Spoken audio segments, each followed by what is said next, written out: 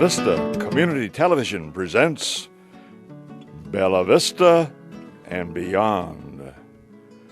Today our hosts are Mike Cleary and Damon Wallace, and we will be talking about chrysalis babies and heating and cooling. And now to the studio for the program. And welcome to Bella Vista and Beyond. I'm Damon Wallace with my co-host here, Mike Cleary. Well, Mike, we had great Christmas and New Year's. That's right. This is our first show of January, so we had a lot of holidays just pass by us. I kind of almost slept through New Year's, but Christmas we went to North Carolina to see the Biltmore Hotel. That was exciting. And what did you do for Christmas? Mainly just stayed home and ate. So we had, but I got a neat Christmas gift. We had gone to a flea market, and they had this old blood pressure cuff, and I used to be a paramedic and respiratory therapist, so it was kind of interesting because this was in its original packaging with the original paperwork. It had the mercury dial, it actually lifts up.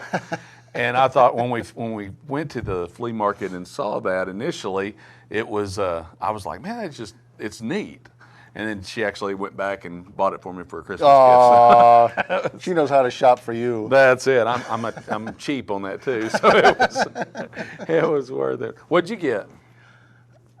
I just mostly get clothes. Oh, yeah, that's about it for Christmas and. But what else did you do at the Biltmore though? Well, the Biltmore is a hotel in Asheville, North Carolina, and it was built by the Rockefellers. It's about 200-room house that's actually turned into an exhibit now. And it was set up for the Downton Abbey exhibit. So they had mannequins with the costumes on it. They had a Christmas tree in every room. They had the tables set up with the table settings. And it was just absolutely phenomenal. It was a wonderful trip. So that was to North Carolina and back for Christmas. And you drove back and forth? Yes. We drive everywhere. Oh, yeah. Okay. Yeah. We're in the car quite a bit. They don't let you on the plane much, do No. Yeah, those little jokes didn't get you very far with TSA, did they? No. I keep asking them to frisk me more and more, and they just, they turn away. So you just drove, but you had a good trip, though. And Yes. It was actually good weather, wasn't it? It was perfect weather. There. So, well, coming up, though, we got one thing that's weather-related on a special thing. What have we got coming up? We have several things going on in January. We have actually February 8th is the Beaver Lake Polar Plunge for Special Olympics. And that's at Prairie Creek at 10 a.m. on February 8th. Polar Plunge. Are you going to jump in the lake? No. I have seen on TV where these guys from up north all go out there and jump in these cold lakes, and I'm like, they're crazy. Well, they have to chip away a hole in the ice and jump in. That's it. Yeah, that's a little too extreme. But it is for a good cause. It is for Special Olympics. So, and I know we have a lot of people from up north that live down here now. So if you miss doing the polar plunge from up north, you can go out to Prairie Creek and join in on that on February the 8th. Take a jump in the lake. That's right, in February. It's a good time to go. Another thing is in January 27th, this is more my line of than jumping in the frozen lake.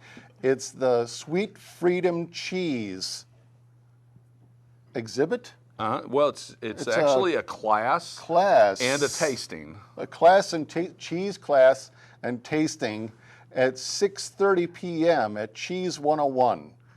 What is Cheese 101? You wrote this down. I didn't. I did, yeah. Actually, from what I was getting on is they're going to talk about cheese. So it's like Cheese 101, like it's a English class. 101, yeah. Cheese 101, all you want to know about cheese and more. And then you have the tasting too. You have to. So, of course, yeah. And then we have on, if you're into sports, on January 17th, I've heard that it's good. I've not ever been to one, but the indoor track and field for the Arkansas Razorbacks, they're hosting the Arkansas Invitational.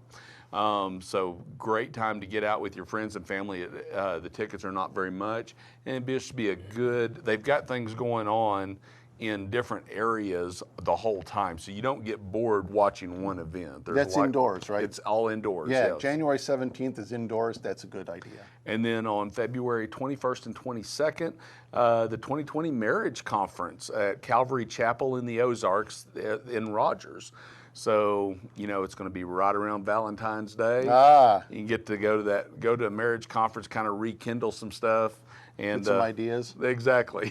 Exactly. So actually quite a bit. There's actually a lot going on in the next couple of months. So Absolutely. Oh, well, we'll go ahead and get right on into our show now.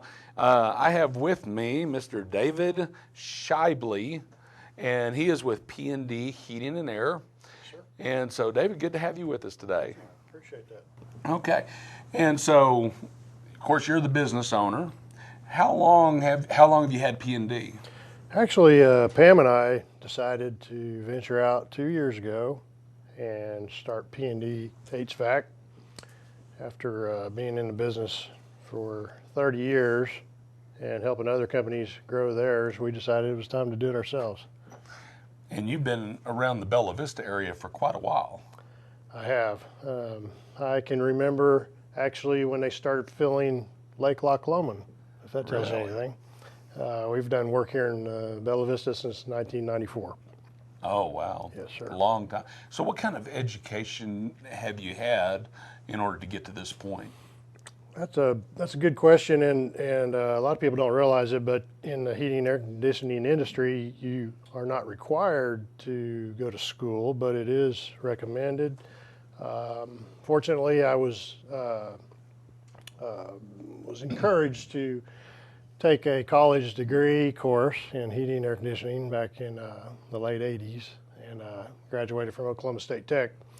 And that's a 2-year associate's degree, and it's probably the best thing I ever did. Well, that's good. So you've been in Bella Vista for quite a while. And of course, in Bella Vista, we have a lot of heat pumps. So I'm Right. sure you're pretty used to working on those. I am. I was talking to you earlier. When I first got out of college, I took the furthest job offer I could and ended up out in Washington D.C. And believe it or not, there's a large amount of heat pumps in that area. So I got immediate experience working on them, and I brought that experience back here and immediately started working on them here in Bella Vista. Wow. And so you've been around Bella Vista area since 1994. So you're not a newbie Right. here. So Right. so with the education and things like that, you've grown your company now, and you have several employees. Yes. We have I like to call it a more family-oriented type of a company where we want to keep it small and close-knit so that we can offer that to the public and not get out of range with our customers. So what are your main lines? When we talk about heating and air, of course, you have different people that kind of focus on different kind of specialties. So what are some of those lines that you do? I've always been most comfortable in the residential replacement and preventive maintenance side of the business. We also are really into indoor air quality. And So what do you mean by indoor air quality?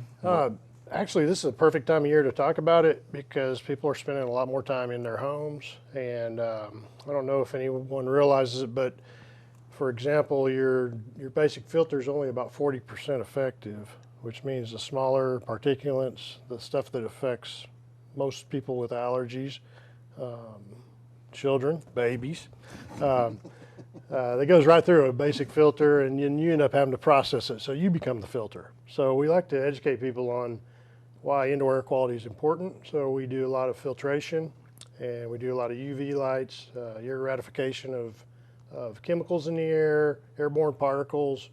Even the flu virus can be killed by a simple in-home system. Okay, and so that's even important in office buildings too, isn't it? It really is. We've improved connections with people that work in businesses, and there's a lot less sick time we see. Okay.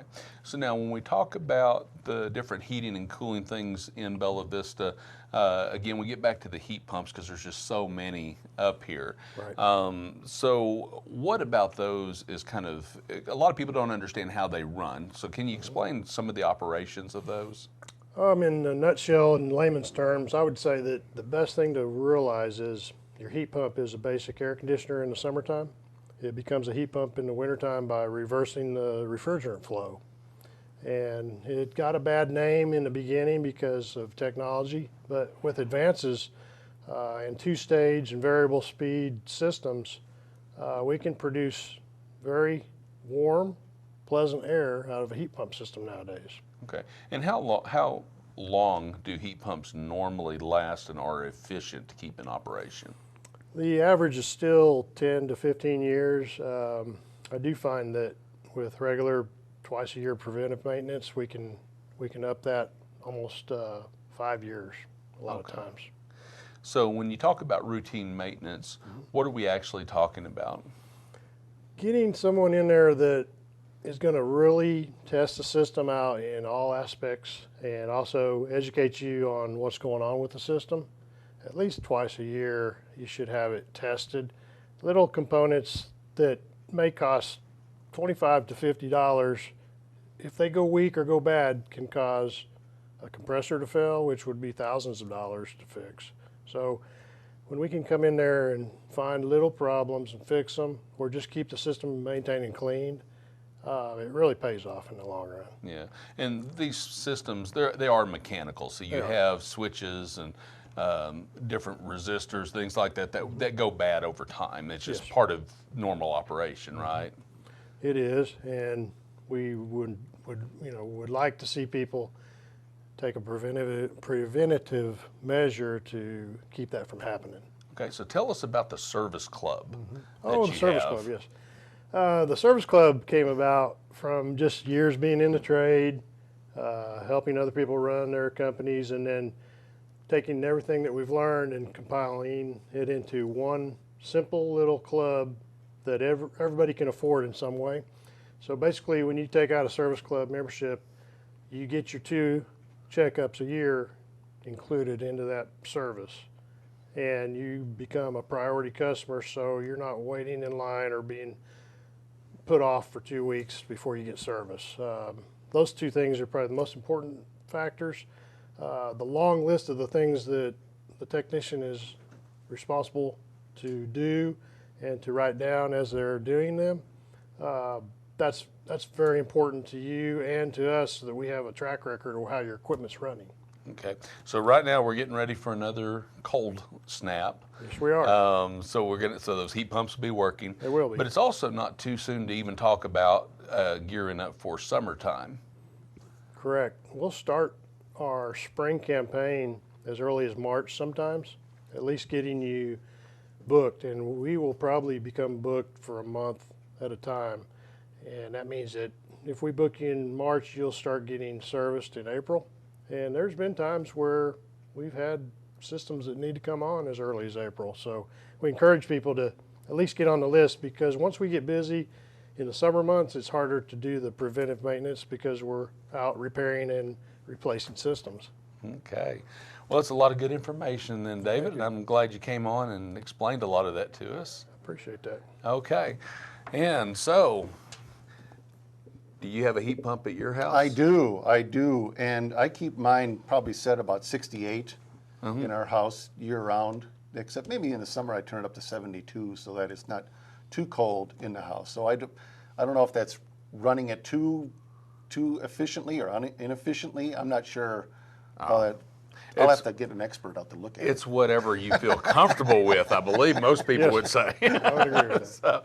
So anyway, so a lot of good information there. Absolutely. And I guess we're going to go ahead and take a little break and then come back with our next guest. We will be right back. Stay tuned.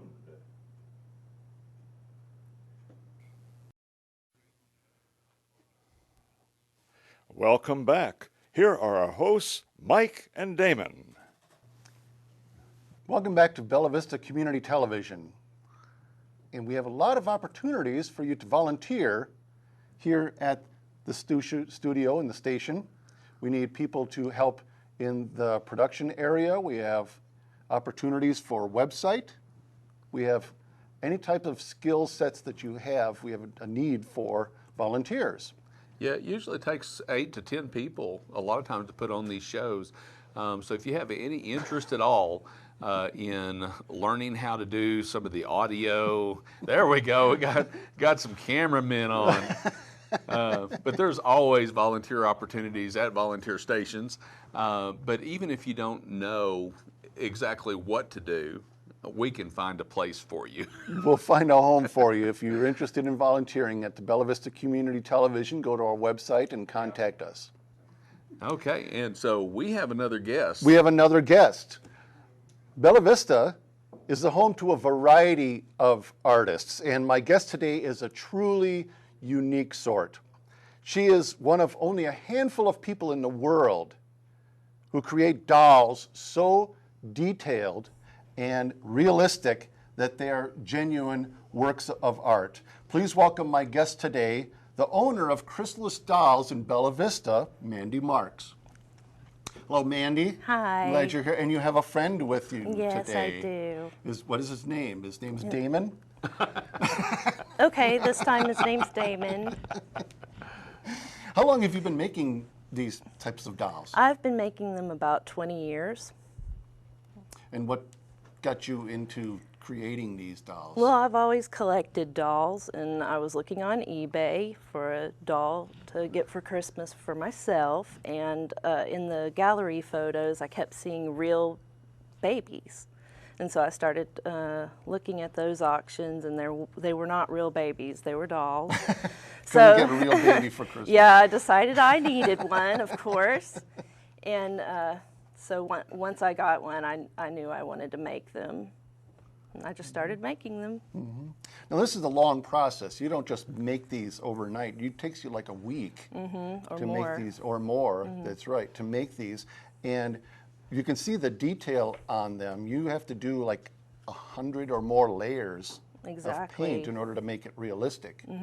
Because you can see on the paint we have what you call modeling, Yeah. and veins and detail. Your typical skin doesn't have just one color, and Right. so you take a week. There's a just lot to, of colors. Maybe colors you wouldn't think would be in there, like greens and blue.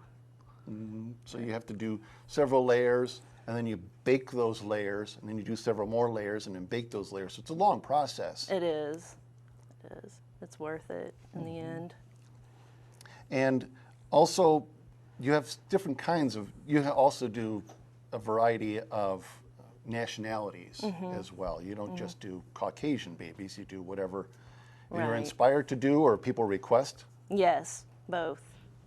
Like this doll is an inspiration. This is the way I wanted to paint him. So you have either inspirational, Right. or custom. Now, the inspirational ones, those are ones that you just come up with, right? Right. Yeah. And the custom ones are those who people have specific requests for. Correct. Okay, and we brought a custom one as well. This is one that somebody requested, a specific gender or specific color, or did they? Yeah. Yeah. People can go on the website and design what kind of baby they want. So he was a design. This one's called Grant, you said? Yes.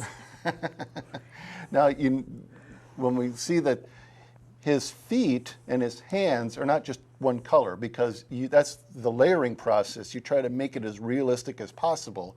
You have it so that it has veins and it has creases and it has not just a uniform color. And that's the long process that it takes in order to make these dolls that you do. You make like 3 a week, right? Yeah, usually. Yeah.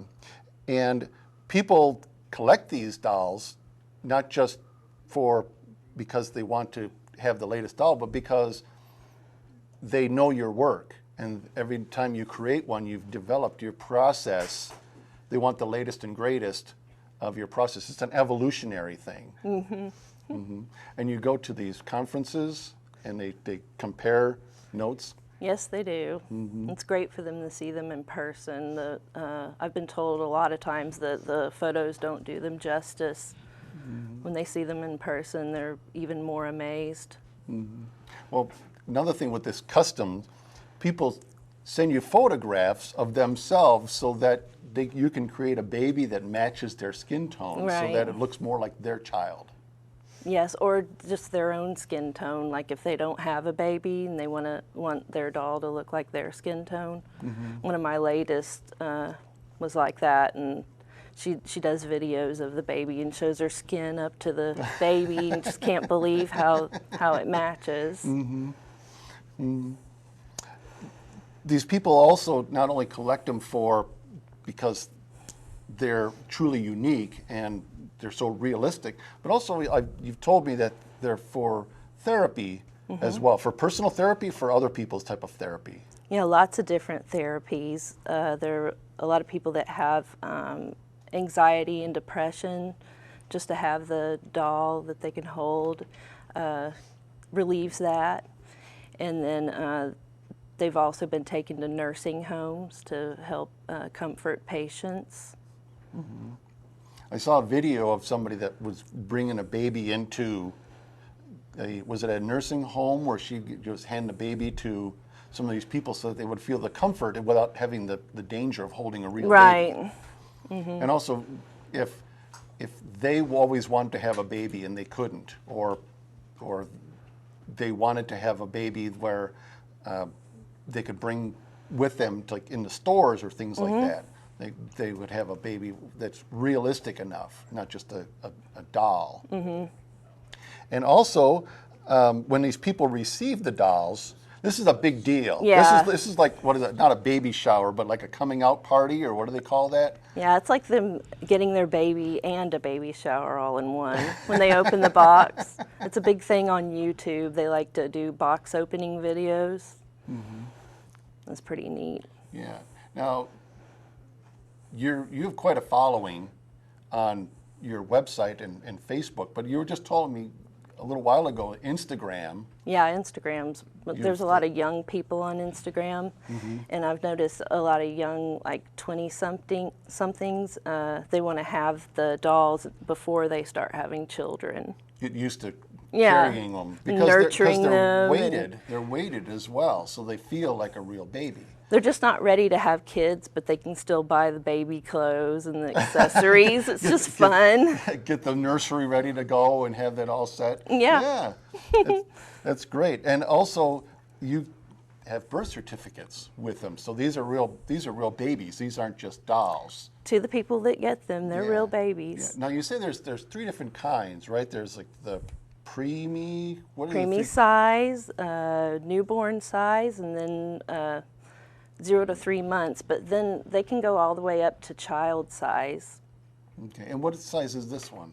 This one's 0 to 3 months. It wears 0 to 3 baby Turn it clothes. a little bit so you can see. It's probably about 20 inches. Yeah. He's got eyelashes. Yeah. And everything. He's got those little. It's detailed on his hands and his feet and. He takes a pacifier. And people buy accessories for these dolls as well. They don't just come with like what do they call it, the christening outfit, or what do you call that when they receive? They're layette. Layette. Yeah, they come with a few outfits and some cute things in their box Little to rattle. make it fun. Yeah. And now, while you're talking about having quite a following, when I was visiting your studio, you said you just have to mention that you're working on a doll, and immediately people put in orders for them.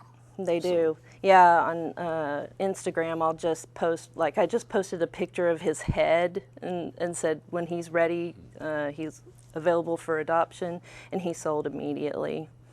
They didn't even see him done. Yeah. I can't make enough of these things.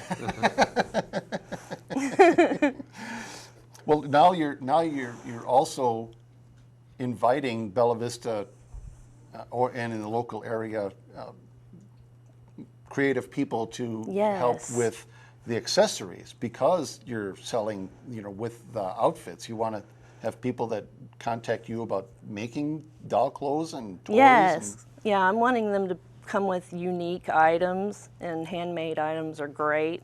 So if there's anybody in the community that likes to knit or crochet, that way we can get baby blankets and little outfits, and people that sew. And I was even thinking if someone woodworks, it would be really cute to make little wooden baby toys. Oh, So I'm looking for things like that. I'm going to be working on my accessory page this year, and I'd like to find some unique people and items to include with my babies. yeah. And check out some of the unbelievably detailed dolls at chrysalisdolls.com. Unbelievable. And you're recently been interviewed to have an article in the New Yorker magazine. Is that correct? New York Times. New York Times. New York Times. So that'll be coming out soon. I want to have an autographed copy when that comes out. Okay, will do. So check out the website for chrysalisdolls.com and see some of her work, see some of the babies that you've already had adopted and the process. Lots of babies. Lots of babies. Absolutely. Appreciate you being with us today. Thank you Mandy. for having me. Thank you. Well, that's a lot of good. It's really, I envy people who have that kind of talent. That's right. Thank you. But I also, my mind went back to when she was talking about that people will buy them in order to get used to the baby, and my mind can't keep from going to the Frasier episode where Niles was walking around with the bag of flour. And all the mishaps with that. It was, I don't know if you saw that episode or not, but it's hilarious. So now you're a father? Oh, yes. You are? I'm a grandfather. You're a grandfather. I'm a grandfather. So you can get back into the baby mode again. No. No. But yeah, but no, it's great. I mean, the detail on those are absolutely amazing. So, but anyway, so we have come to the end of another great show, and it's good to have everyone with us. We want to just still wish you a happy New Year. We're just past the first of the new year. 2020's kicked off. It looks like it's going to be a great year. So That's right. okay, and so we look forward to seeing you next time.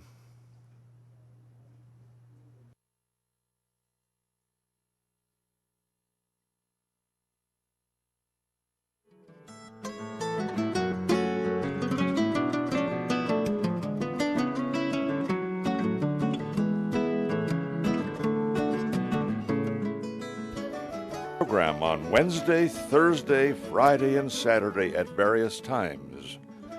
You may also view this program on YouTube.com by going to Bella Vista TV.